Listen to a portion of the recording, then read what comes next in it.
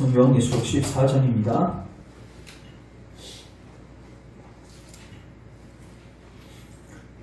교독하겠습니다. 또 내가 보니 보라 어린 양이 시온산에 섰고 그와 함께 14만 4천이 서 있는데 그들의 이마에는 어린 양의 이름과 그 아버지의 이름을 쓴 것이 있더라.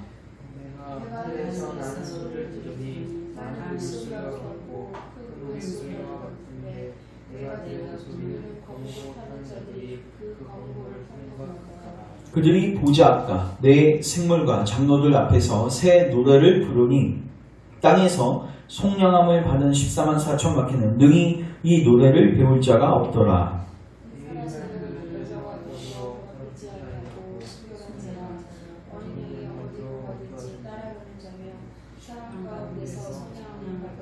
처음 익은 열매로 하나님과 어린 양에게 속한 자들이 그 입에 거짓말이 없고 흠이 없는 자들이더라.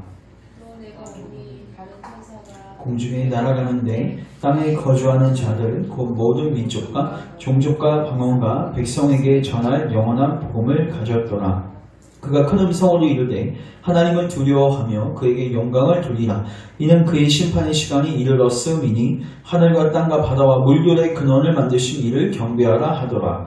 또 다른 천사 곧 둘째가 그 뒤를 따라 말하되 무너졌도다 무너졌도다 큰 성 바벨론이여 모든 나라에게 그의 음행으로 말미암아 진리의 포도주를 먹이던 자로다 하더라. 또 다른 천사 곧 셋째가 그 뒤를 따라 큰 음성으로 이르되 만일 누구든지 짐승과 그의 우상에게 경배하고 이마이나 손에 표를 받으면 그도 하나님의 진노의 포도주를 마시리니 그 진노의 잔에 섞인 것이 없이 부은 포도주라. 거룩한 천사들 앞과 어린 양 앞에서 불과 유황으로 고난을 받으리라. 그 고난의 연기가 세세토록 올라가리로다. 짐승과 그의 우상에게 경배하고 그의 이름표를 받는 자는 누구든지 밤낮 쉼을 얻지 못하리라 하더라. 성도들의 인내가 여기 있나니 그들은 하나님의 계명과 예수에 대한 믿음을 지키는 자니라. 또 내가 들으니 하늘에서 음성이 나서 이르되 기록하라. 지금 이후로 주 안에서 죽는 자들은 복이 있도다 하매 성령이 이르시되 그러하다. 그들이 수고를 그치고 쉬리니 이는 그들의 행할 일이 따름이라 하시더라.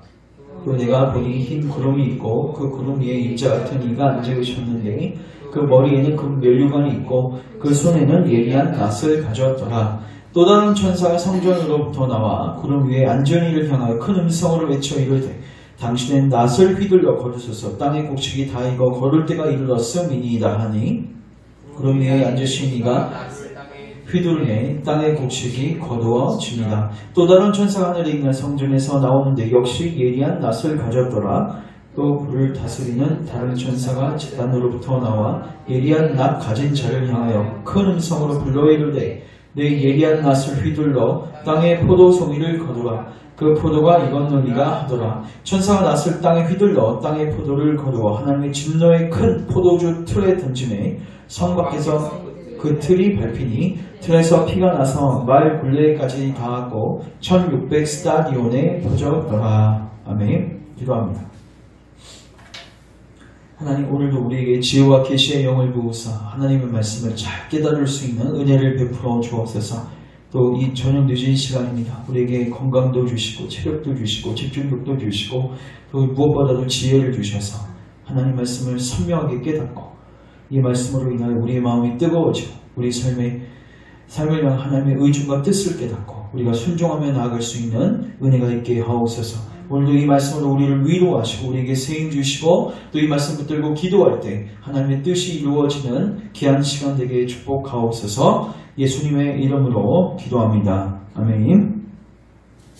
오늘은 요한계시록 14장 말씀을 가지고 따라하겠습니다. 두 진영과 두 종말. 제가 제목을 바꾸겠습니다. 두 진영과 두 종말. 두 진영과 두 종말이라는 제목을 가지고 주의 말씀 참고하겠습니다. 우리가 요한계시록 보고 있는데 저를 잠깐 보십시오.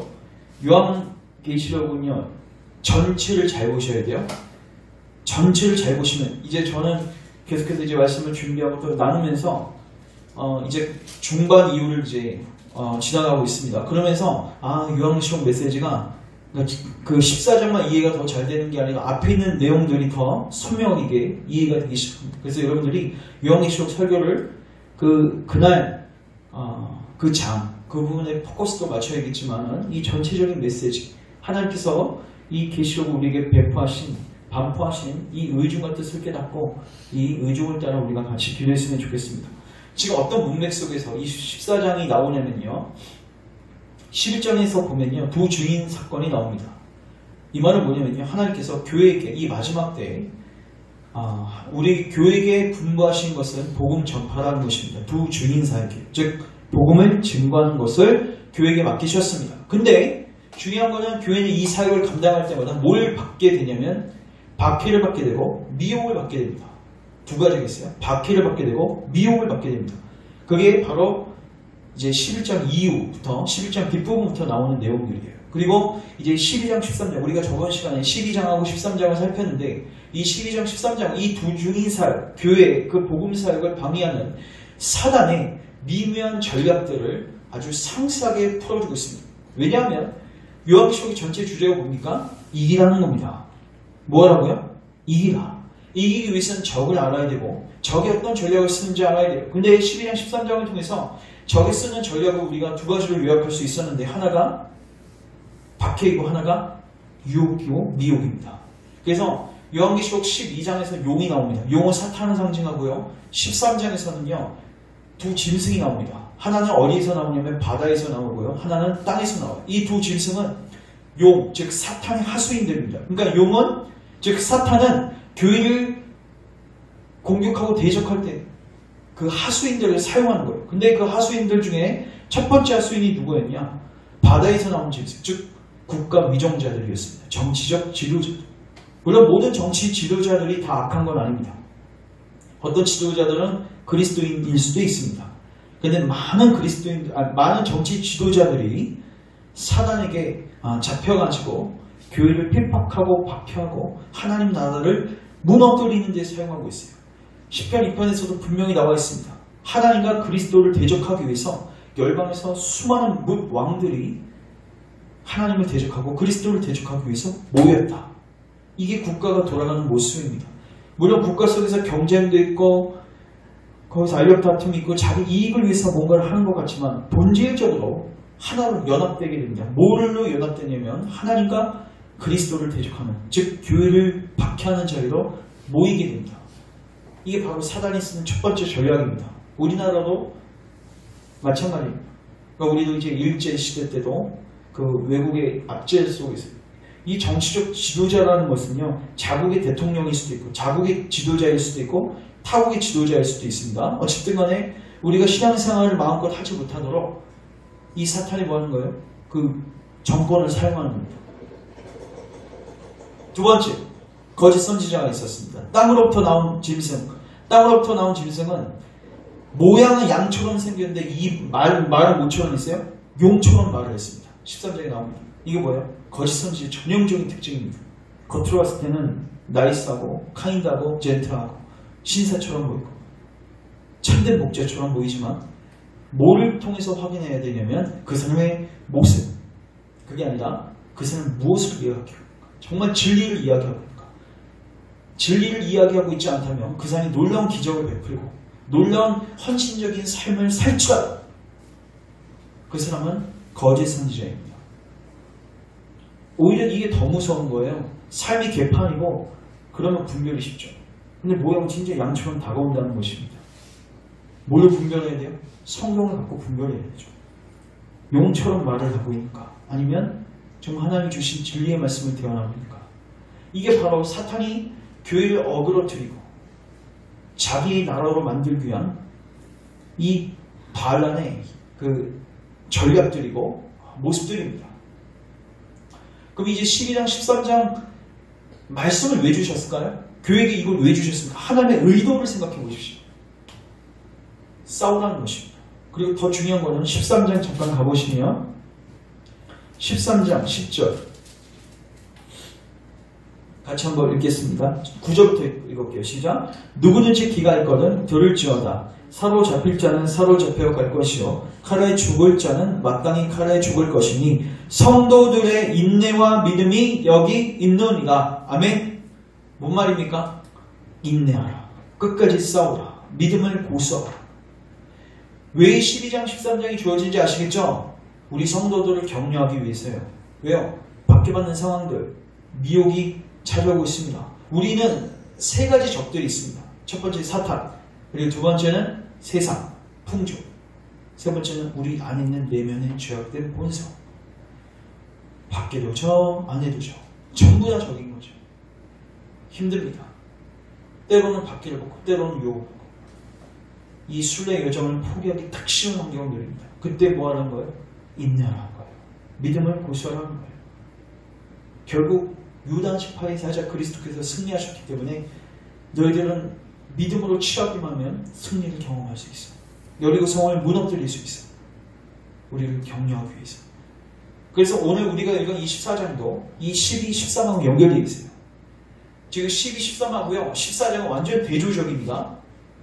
우리가 저번 시간에 시간이 없어서 13장 뒷부분을 보지 못했어요. 제가 간략하게 설명합니다. 나중에 어떤 일이 일어나게 되면 그 당시에도 일어났었고요. 이 짐승 있죠. 이 짐승이 뭐 하기 시작하냐면요. 이거 13장 뒷부분 가보십시오. 16절. 그가 모든 자 곧 작은 자나 큰 자나 부자나 가난한 자나 자유인이나 종들이나 그 오른손이나 이마에 뭐를 받게 하죠? 표를 받게 하고 누구든지 이 표를 가진 자 외에는 매매를 못하게 하니 이 표는 곧 뭐의 이름이다? 짐승의 이름이나 그 이름의 수라. 지혜가 여기 있으니 총명한 자는 그 짐승의 수를 세어보라. 그것은 사람의 수니 그의 수는 666이다. 여러분 666 많이 들어보셨죠? 이게 무슨 말일까요? 예전에 이거 갖고 이제 바코드만 이야기를 많고 했었는데 제가 봤을 때 가장 성경적이고 최근에 이제 주경신학적으로 분석에 근거했을 때 가장 정확하게 해석할 수 있는 방법이 뭐냐면요. 이런 로마 글자 있죠. 헬라 글자 있죠. 거기서는요. 글자마다 숫자가 표현되어 있습니다. 그러니까 우리는 한 글자로 숫자 따로죠. 근데 그들은 숫자를 표현할 때 글자로 표현합니다. 우리로 예를 들겠습니다. 기억이 1, 니은이 2. 그러면 기억하고 니은이 쓰였으면 그건 뭡니까? 합쳐서 3인 거죠. 이해되십니까? 그리고 예를 들어서 기억이 1이고 모음 아가 10이라고 칩시다. 그리고 니은이 아까 2라고 했죠. 그러면 간이라는 글자가 있으면 어떻게 돼요? 1 더하기 10 더하기 얼마예요? 2에서 얼마가 돼요? 13이 되는 거예요. 이해되시죠? 그 당시 글자가 이렇게 글자의 조합으로 뭐를 표현했습니까? 숫자를 표현했어요. 근데 잘 보십시오. 간이라는 아까 제가 간은 숫자 몇이라고 했죠? 13이라고 했죠. 맞죠? 근데 뭐 닭이라는 글자도 있어요. 그건 뭐 예를 들어서 17이라고 합시다. 이해되시죠? 이렇게 글자 하나마다 숫자가 하나씩 매칭이 되는데 근데 만약에 숫자가 먼저 주어진다고 생각해보세요. 13. 여러분 13을 표현하는 그 글자가 간밖에 없겠습니까? 아니 여러 개 있겠습니까? 여러 개 있겠죠.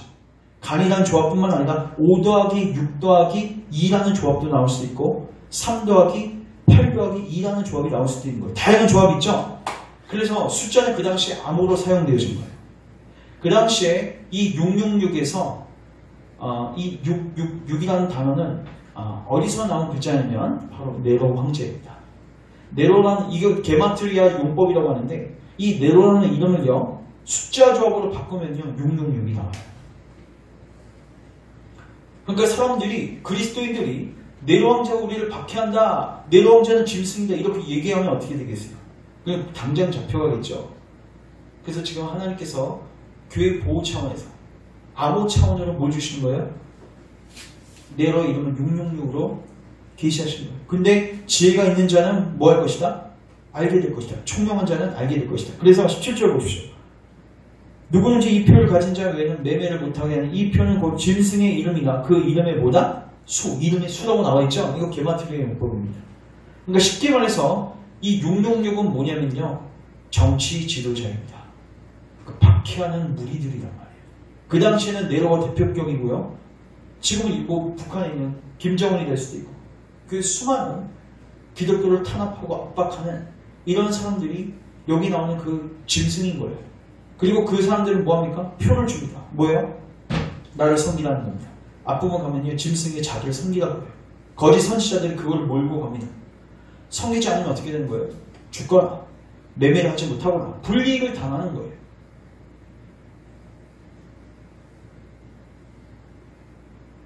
이제 14장 가보십시오.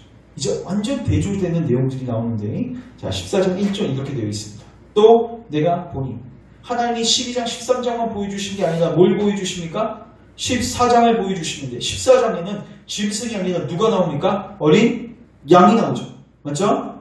그 다음에 그 어린 양이 어디 계십니까? 시온산. 여기서는 이 시온산은 땅에 있는 시온산이 아니라 하늘에 있는 시온산입니다. 그리고 그와 함께 누가 있습니까? 14만 4천명. 14만 4천은 제가 요한계시록 7장에서 강의할 때도 말씀드렸지만 신구약 성도들을 의미합니다. 특별히 여기서 보여준 24만 4천은 누굽니까? 천상에서 구원의 완성을 기다리고 있는, 그리고 하나님을 예배하고 있는 14만 4천. 근데 그들 위에 뭐가 쓰여있는지 보십시오. 그들의 이마에는 어린 양의 이름과 그 아버지의 이름을 쓴 것이 있더라. 아멘. 완전 대조적이죠.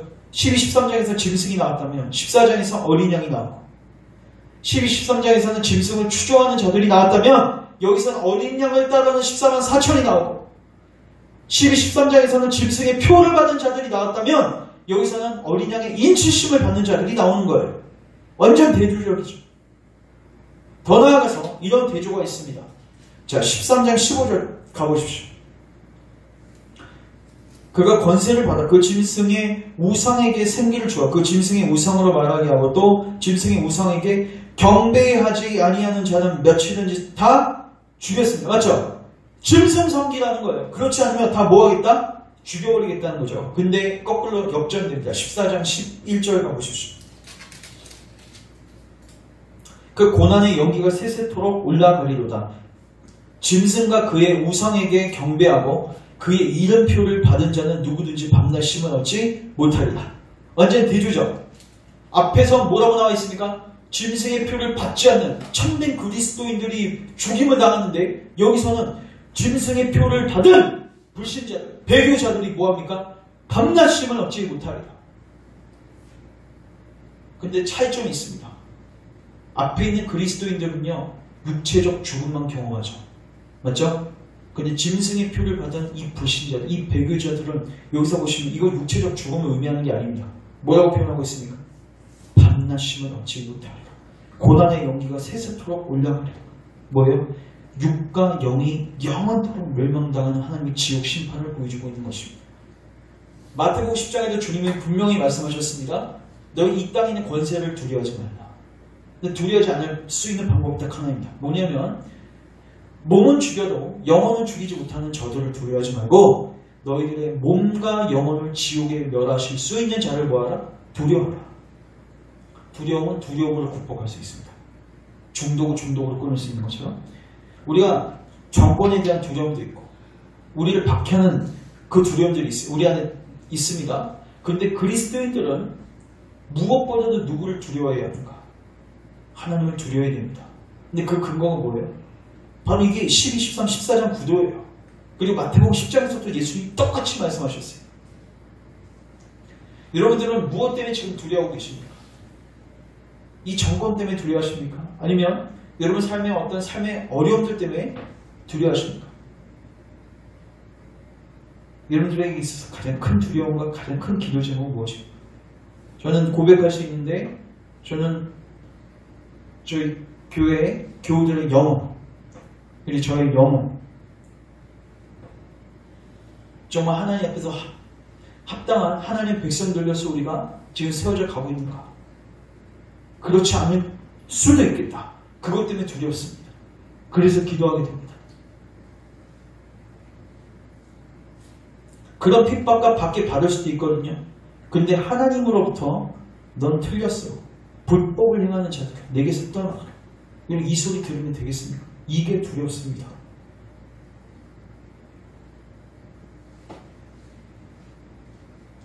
요한계시록 14장은 바로 이 대조를 보여주고 있는 거예요.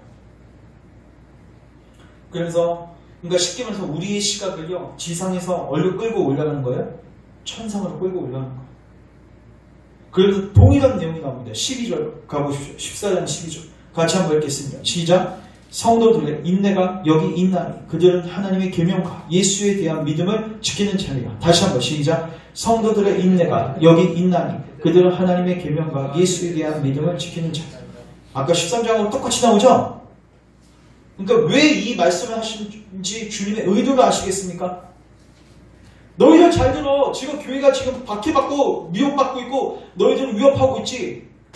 근데 너희들 실망하지 마. 너희들을 박해하는 저들을 하나님께서 몸과 영혼을 지옥불에 멸하실 것이고 어린 양을 순수하게 따르는 박해를 받더라도 미혹이 오더라도 거기에 굴하지 않고 넘어지지 않고 어린 양을 졸기차게 쫓아가는 너희들은 이 14만 4천처럼 영광스러운 자리로 가게 될 거야. 너희들의 완성을 보라는 것입니다. 소망을 가지라는 것입니다. 대표적인 예가 누구입니까? 스데반 집사입니다. 스데반 집사는요, 요한계시록 12장 13장에 있던 그 정치적 박해 있죠. 그 교회를 박해하는 그 박해 세력으로부터 어떻게 보면 첫 순교자였습니다. 맞죠? 근데 그가 어떻게 그 순교의 상황 속에서 믿음을 지켰는지 아십니까? 하나님께서 그 순교 그 현장 속에서 어디를 보여주시죠? 하늘을 보여주셨습니다. 하늘에서 그리스도께서 스데반을 기다리고 있는 그 천상의 모습을 보여주셨다는 거예요. 동일하게 지금 사도 요한에게도 보여주시는 거예요. 박해받고 있고 어려움 겪고 있는 교회에게 너 디프레스하지 마. 너 우울해하지 마. 너희들이 결국 도달하게 될 완성된 모습을 이런 것이에요. 그리고 너희들 여기에 박해에 굴하지 마. 미혹에 굴하지 마. 왜냐하면 굴했다가는 배교했다가는 너희들이 더 큰 하나님의 진노, 너희들이 두려워했던 그 박해자들, 그것보다 훨씬 더 두려우신 분, 몸과 영혼을 지옥에 멸하시는 분, 그 하나님의 그 무서운 진노가 밤낮이지 않고 끊임없이 주어진 그 진노의 잔이 너희들에게도 주어져. 배교하는 게. 그러니까 너희들 끝까지 뭘 하는 겁니까? 인내하고 믿음을 지키라는 것입니다. 그러니까 하나님 두 가지 방면으로 신자를 격려하십니다. 하나는 우리가 배교할 경우에 우리가 빠지게 될 그 무서운 형벌을 보여주심으로써 우리를 격려하고, 또 하나는 우리가 그리스도를 줄기차게 쫓아가고 주님과 함께 십자가를 지고 이 길을 걷게 되었을 때 우리가 도달하게 될 그 영광스러운 모습을 보여주심으로써, 그게 14장에 두 개가 다 나온 거예요. 그래서 오늘 설교 제목이 뭐였어요? 두 진영과 두 종말. 두 진영이 어떻게 그 종말을 얻게 되는지를 보라는 거예요. 보면 우리들은 멸망당할 길을 가면 안 되고 영광스러운 이 길을 걸어갈 수밖에 없는 거죠. 그래서 이 놀라운 대조와 반전을 우리는 14장을 통해서 보게 됩니다. 그러면 나는 이제 질문하는 거죠. 나는 과연 짐승의 표를 받은 자인가? 아니면 나는 하나님의 인치심을 받은 자인가? 이 질문을 하게 되는 거예요. 나는 하나님의 인치심을 받은 14만 4천에 포함되는가? 근데요, 그 14만 4천, 인치심을 받은 14만 4천의 그 사람들의 특징이 나와 있습니다. 4절, 5절. 잠깐 보십시오. 이 사람들은 여자와 더불어 더럽히지 아니하고, 여기서 여자는 누구입니까? 창녀죠? 바벨론을 상징하고 세상을 상징합니다. 좀 더 구체적으로 하면 뭐 돈, 섹스, 또 여러 가지 거짓들, 이런 세상 사람, 이 모든 것들을 종합적으로 우리에게 가져와서 우리를 유혹하는 그 창녀 같은 것이죠. 그런 존재이고 그런 세력입니다. 근데 이 사람들, 이 14만 4천은 이 여자와 더불어 더럽히지 아니하고 순결한 자. 이게 첫 번째 특징입니다. 우상 숭배하지 않았다는 것이죠. 그러니까 우리 자신을 먼저 살펴야 돼요. 내가 정말 이러한 삶을 살고 있는가? 두 번째, 어린 양이 어디로 인도하든지 따라가는 자예요. 야, 매일사에 예수님께 묻고, 예수님 제가 어떤 길을 걸어가야겠습니까? 제가 무엇을 하기를 원하십니까? 그 다음에 사람들 가운데서 속량함을 받은 자들, 그리스도의 핏값으로 하나님의 자녀가 되어서 하나님께 속한 자들. 그리고 네 번째, 5절 같이 읽습니다. 시작. 그 입에 거짓말이 없고 흠이 없는 자들이로다. 이게 뭐 거짓말 한 번도 안 했다는 뜻은 아니겠죠. 13장에 나오는 거짓 선지자하고 대조적으로 살필 필요가 있습니다. 여기서 거짓말이 없고 흠이 없는 자들이다. 이거는 뭐냐면요. 그들이 하는 말들이 전부 다 진실하다는 거예요. 그들이 진실한 게 아니라 그들이 하는 말이 뭐합니까? 거짓이 없는 말입니다. 왜요? 그 말은 누가 하신 말씀이에요? 하나님이 하신 말씀이죠. 그들이 하는 모든 말들은 받아서 말한 것이 스스로 자의적으로 말하지 않습니다. 자의적으로 말하면 그들이 그거를 지킬 수도 없죠. 맞죠? 근데 그들이 하는 모든 말들은 하나님으로부터 받은 말씀입니다. 이게 12장, 13장에 나옵니다. 그들이 사탄 마귀를 어떻게 이깁니까? 이거 하나 찾겠습니다. 12장 잠깐 가보시면 이게 몇 절에 있냐면요. 11절에 있네요. 11절. 우리 같이 읽습니다. 시작. 또 우리 형제들이 어린 양의 피와 자기들이 증언하는 말씀으로써 그를 이겼다. 아멘. 뭘로 이겼어요? 어린 양의 피와 또 증언하는 말씀. 그들이 영적으로 승리할 수 있는 비결은 말씀을 증언하는 겁니다. 맞죠? 근데 이 말씀은 무슨 말씀입니까? 요한계시록 10장에 나오는 사도 요한에게 먹으라고 명령하신 말씀입니다. 사도 요한이 만든 말씀, 교회가 만든 말씀이 아니라 위로부터 내려오는 말씀이라는 거예요. 그들의 왜 입에 거짓이 없는지 아시겠습니까?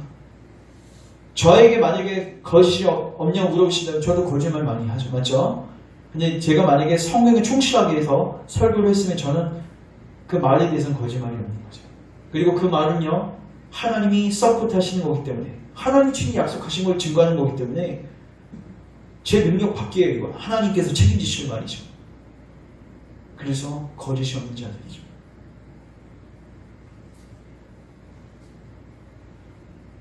이게 바로 14만 4천의 특징입니다.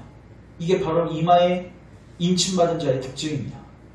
그리고 이 사람들은 짐승의 표를 받지 않는 사람들, 즉 우상 숭배를 하지 않고 세상을 따라가지 않고 돈을 사랑하지 않고 육체의 정욕, 안목의 정욕, 이생의 자랑을 따라가지 않고 그리스도만 따라가는 자들입니다. 먼저 우리에게 질문해야죠. 나는 어느 편에 서 있는가? 왜요? 어느 편에 서 있냐에 따라서 그 종말이 다르단 말이에요. 그리고 회색 지대는 없습니다. 갈라져. 이쪽 아니면 이쪽. 그래서 먼저 우리는 이 말씀을 들을 때 설마 내가 이쪽이겠냐? 설마 내가 고난의 연기를 받는 그쪽으로 가겠느냐? 이런 안일한 태도를 갖지 마십시오. 예수님께서는 이런 부분에 있어서 자기 점검을 끊임없이 요청하십니다. 왜냐하면 다른 것은 부도마저도 이 믿음에 있어서 부도맞으면 안 되거든요. 저는 그래서 이 고민들을 저에 대한 고민뿐만 아니라 우리 가족들과 또 우리 교우들에 대한 고민들을 끊임없이 합니다. 이 고민을 할 때마다 굉장히 괴로워요. 마음은 불안하고. 근데요, 기도하게 되어 있습니다. 그렇게. 여러분, 다윗이 이거 놓고 계속 기도한 거 모르시죠? 다윗이 뭐라고 기도합니까? 주님 나의 마음을 살피시고 10편 139편 뒷부분에 나와 있습니다. 주님 나의 마음을 살피시고 혹 내 안에 악한 행위가 있나 보시고 나를 영원한 길로 인도하소서. 다윗도 뭘 기도했어요? 자기도 얼마든지 자기 기만에 속아서 멸망의 길로 갈 수 있다는 것을 알고 있었어요. 그러니까 주님께 계속 자기를 비춰달라고 기도하는 거예요. 내 안에 숨은 마음이 있습니까? 숨은 죄가 있습니까? 내 안에 악한 행위가 있습니까? 주님 저도 몰려는 저도 속고 있는 그 부분들이 있습니까? 혹시 내가 두 진영 중에서 이쪽 가고 있지는 않습니까? 주님 저를 바른 길로 인도해 주세요. 다윗은 항상 뭐에 관심이 있어요? 이 진영으로 가고 싶어하는 거예요. 이 진영. 하나님 원하시는지. 여러분 무엇을 놓고 기도하셔야 되겠습니까? 이걸 놓고 기도하세요. 다윗이 10편 23편 여호와는 나의 목자시니 그 구절 잘 아시죠? 나를 의의 길로 인도하시는도다. 그가 자기 이름을 위하여 나를 무슨 길로요? 의의 길로 인도하시는도다. 다윗은 항상 관심이요 의의 길, 하나님이 인정해 주시는 길, 하나님 너 잘했어 해주시는 길, 거기에 관심이 있었어요. 대박나는 길, 행복한 길, 인간적인 여러 만족도를 누리는 길, 그거에 관심 없었습니다. 최종적으로 하나님께서 오케이 해주시는 no problem. 그래서 여러분들을 살피시고 가족들을 살피시고 교회를 살피십시오. 진지하게 묵상하면 기도하지 않을 수가 없는 것입니다. 누굴 구하게 돼요? 성령님을 구하게 되죠. 성령님 우리에게 오셔서 우리의 길을 바르게 해주십시오. 이런 기도가 우리에게 회복되기를 주님의 이름으로 축원합니다. 그 다음에 이제 6절부터 12절까지요. 천사가 나와요. 천사가 나오는데 6절 잠깐 보시면 또 보니 다른 천사가 공중에 날아가는데 땅에 거주하는 자들 곧 모든 민족, 종족, 방언과 백성에게 전할 영원한 복음을 가졌더라. 천사가 나오는데 뭘 가졌어요? 복음을 가졌어요. 제가 질문합니다. 천사가 왜 복음을 가졌을까요? 복음을 증거하기 위해서요? 천사가 복음을 증거합니까? 예, 이 임무는 천사가 받은 건 맞습니다. 근데 천사가요, 직접적으로 하진 않죠. 사실 이 사역을 궁극적으로 누가 하십니까? 성령님이 하십니다. 맞죠? 그리고 하나님께서 인간을 뭐 하십니까? 동역자로 사용하십니다. 그래서 우리는 쉽게 말해서 이렇게 생각할 수 있어요. 성령님이 주도권을 가지시고 삼일체 하나님이 주도권을 가지시고 이 사역을 감당하시는데 천사하고 누구 사용하시는 거예요? 복음 전하는 자들을 사용하시는 거예요.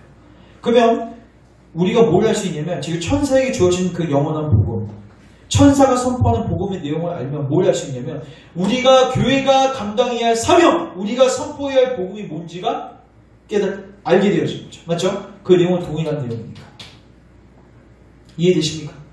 다시 한번 성령 하나님께서 주도권을 가지시고 천사를 사용하시고 특별히 교회 사명자들을 사용하십니다. 맞죠?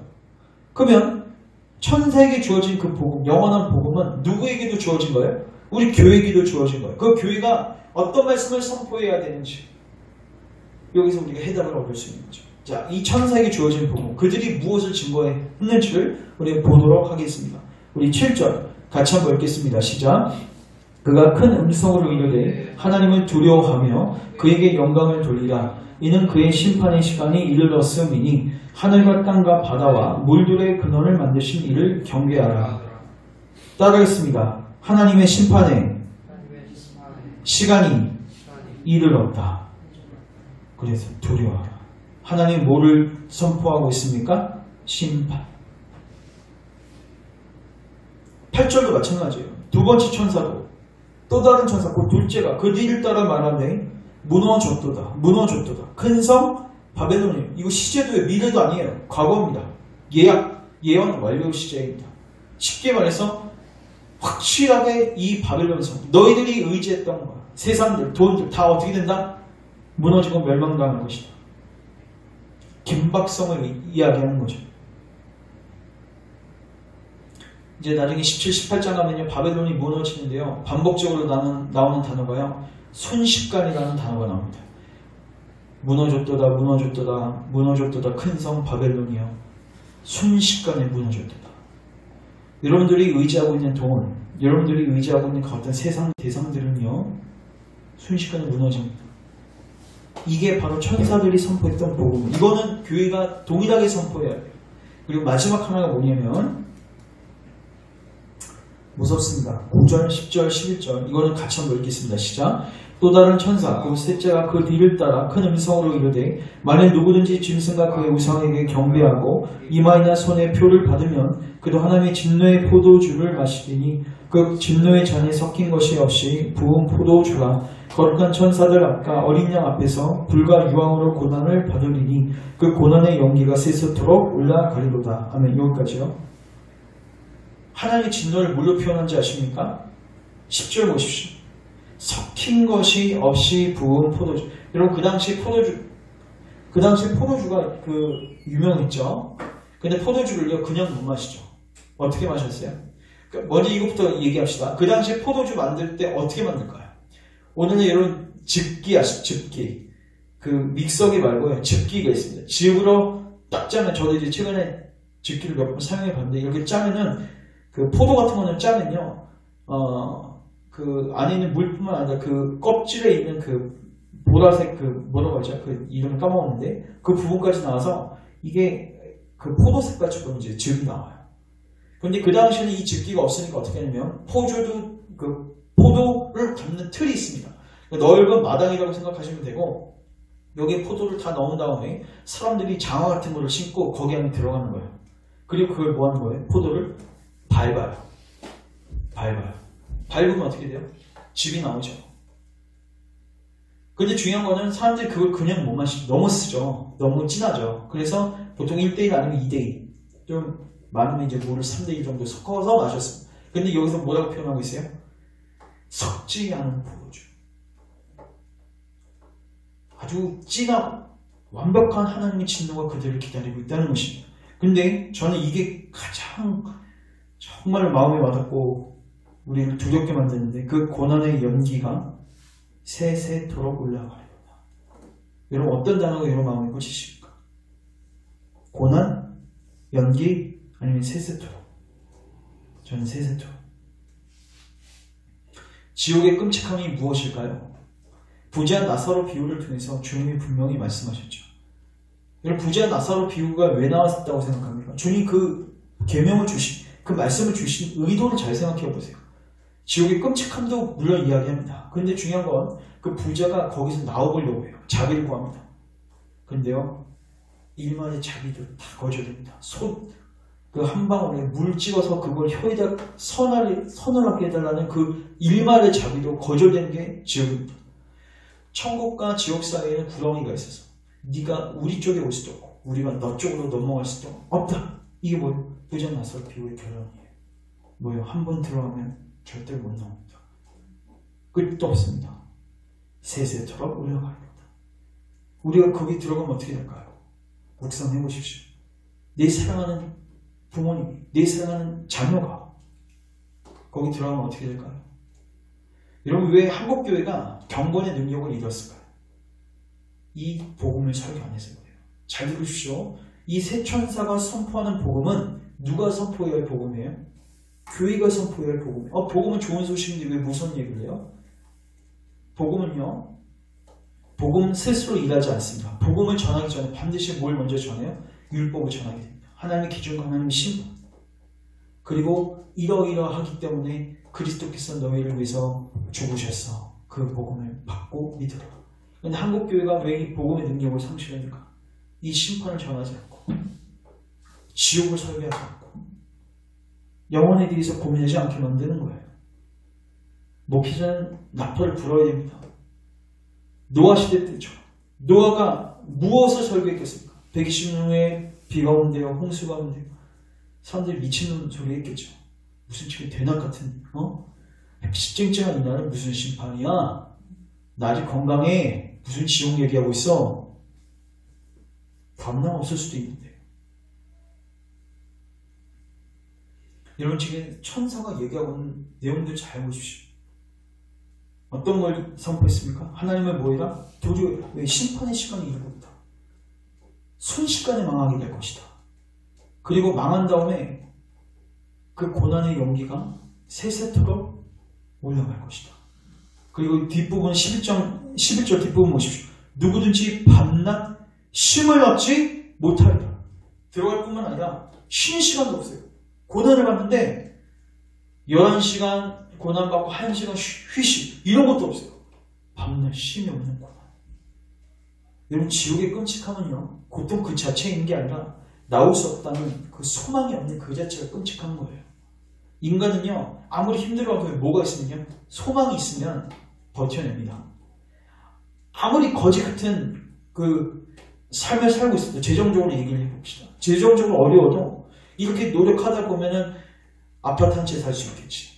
좋은 자동차 살 수 있겠지. 이런 막연한 희망이 있으니까 내 자녀라도 잘 키워서 얘 자녀가 잘 돼가지고 우리 가정을 피울 수 있겠지. 이런 소망이 있으니까 그 뼈 빠지게 일할 수 있는 거죠. 물론 그것도 죄이지만. 근데 생각해 보십시오. 지옥에 딱 들어갔는데 지옥 문이 딱 닫힌 다음에 거기 앞에 이런 글씨가 있다고 생각해 보십시오. 더 이상 나갈 수가 없습니다. 예수님께 공유를 구해도 불법을 행하는 자들아, 내가 너를 모르겠다.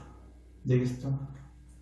여러분 이 선언을 우리 들으면 어떻게 되겠습니까?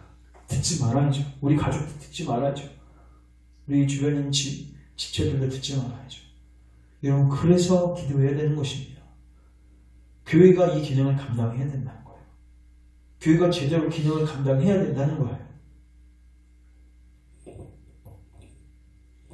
14절부터요. 마지막 이제 16절까지 20절까지는요. 마지막 수학 얘기가 나와요. 여기서도 똑같은 그 내러티브가 나옵니다. 똑같은 이야기가 나와요. 14절 보십시오. 또 내가 보니 흰 구름이 있고 구름 위에 인자 같은 이가 예수님이 계시죠. 그 위에는 멸류관이 있고요. 왕으로서 오시는 예수. 근데 그 손에 뭘 갖고 계십니까? 예리한 낫을 갖고 계십니다. 왜 낫을 갖고 계실까요? 추수하기 위해서.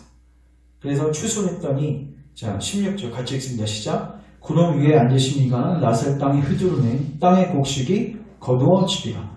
근데 곡식을 거두는데 17절 보면 또 다른 천사가 하늘에 있는 성전에서 나오는데 역시 뭘 갖고 있습니까?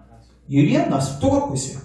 그러면서 또 불을 다스리는 다른 천사가 제단으로부터 나와 예리한 낫 가진 자를 향해 큰 음성으로 불러 이르되 내 예리한 낫을 휘둘러 땅에 뭐를요?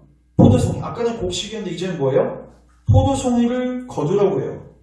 이것 되는 거예요. 그러면서 19절 천사가 낫을 땅에 휘둘러 땅의 포도를 거두어 하나님의 진노의 큰 포도주 틀에 던지니 성 밖에서 그 틀이 밟히니 틀에서 뭐가 납니까? 포도즙이 나는 게 아니라 피가 나. 이거 이제 심판을 상징하는 거죠. 근데 어디까지 닿았대요? 말불레. 여러분 말불레가 뭐냐면요. 말 얼굴에 이렇게 씌우는 거 있죠? 거기까지 뭐가 찼다는 거예요? 피가 찼다는 거예요. 그러니까 몇 미터예요? 대략 2, 3미터가 피가 찼다는 거예요. 근데 1600 스타디온에 퍼졌더라. 스타디온은 192m. 그러면 1600 스타디온이면 300km. 잘 보십시오. 300km. 우리 서울로부터 대략 천안, 아산? 더 넘죠? 300km. 네. 한 경북 초반쯤까지 가겠네요. 그 고향 어디시죠? 거기. 어디죠? 오산이 180. 그러니까 오산 말고 제천. 제천이 그 정도 나올 거예요. 여기서부터 거기까지 말 높이, 말 키로 피가 가득 찼다고 생각해 보십시오. 하나님의 심판이 진행되고 있는 거예요. 보십시오. 예수님이 마지막에 오시면요. 두 종류의 추수가 이루어집니다. 먼저 하나님 신자들은 어떻게 해요? 하나님 나라로 데려가시고 그리고 불신자들은 포도주틀에 밟는 거. 그때까지는 주님 뭐하게 하셨습니까? 기다리라고 하셨어요. 왜요? 가라지를 뽑다가 알곡까지 뽑혀질 수 있으니까. 그러나 그것은 마냥 기다리는 게 아닙니다. 하나님은 반드시 끝을 맺으십니다. 이 기사는 무엇을 이야기할까요? 역사에는 종교가 있다는 것입니다. 역사에는 끝이 있다는 거예요. 예수님은 반드시 재림하십니다. 예수님은 반드시 심판자로서 오신다는 거예요. 그리고 여기서 그 낫이 우리가 알곡인지 가라지를 갈라낼 것입니다. 그럼 이 하나님의 말씀을 들으시면 내가 어떤 마음이 되십니까? 내가 혹시 가라지를 어떡할까? 우리는 항상 이런 걸 들을 때 난 알곡이겠지. 이런 많은 사람들이 그때 그날에 이르러 내가 주의 이름으로 선지자 노릇하고 주의 이름으로 귀신 쫓아내고 주의 이름으로 놀라운 일들을 행하였습니다. 그게 많은 사람들이 그럴 거예요. 잘못된 구원 확신 속에서 예수님의 배척을 나는 분명히 알고 있었는데 예수님이 딱 나를 딱 대시는데 포도주 틀에 들어가네. 여러분 들어가면 이제 더 이상 못 나오는 것입니다. 여러분 이것을 알고 있으면 우리가 어떻게 될까요? 겸비함과 겸손함으로 하나님 얼굴을 구해야죠. 우리에게 은혜를 베푸셨어요. 어떤 은혜입니까? 주님 제가 이 무서운 하나님의 심판에 들어가지 않도록 주님의 은혜를 베풀어 주옵소서. 제가 오늘 이거 설교하면서 또 지금 나누면서 이제 저희 열방교회 저희가 뭐 주일에 돌을 드신 줄 살피고 있는데 제 안에 그런 멸망이 더 불타오르는 것 같아요. 지옥 설교와 이 하나님의 심판에 대해서 더욱더 줄기차게 얘기합니다. 여러분 잘 기억하십시오. 2000년 속에서요. 하나님께서 역사 속에서 교회 부흥을 주실 때가 있습니다. 오늘 우리가 부흥 찬양했지만 제가 20대 때 받은 비전이지만 하나님 부흥 주실 때마다요. 반드시 전초 작업이 기도하는 자들을 세우십니다. 그리고 두 번째가요. 설교자들을 세우십니다. 조나단 에드워즈 같은 놀라운 설교자들을 세우시는데 그 설교자들이 했던 설교의 핵심이 뭐냐면 이 천사들이 얘기했던 조나단 에드워즈는요. 설교 제목 중에 이런 제목이 있습니다. 하나님 진노의 손에 빠진 죄인들. 그 설교 듣다가 사람들이요, 어떤 사람 벽에 이렇게 벽을 붙잡고 있었어요. 이렇게. 왜 붙잡고 있습니까? 물어보면 어떻게 해요? 저 목사님이 설교하고 계시는데 내가 이 벽을 붙잡지 않으면 내 밑에 지옥 뚜껑이 열려서 나를 지금 단숨에 나를 빠뜨릴 것 같은 공포감이 거기서 몰려왔다는 거예요. 제가 묻겠습니다. 조나단에도 어제 목사님이 무섭게 설교해서 그 일이 일어났을까요? No. 그 전에는 전혀 없었습니다. 누가 임한 겁니까? 성령님이 임하신 거예요.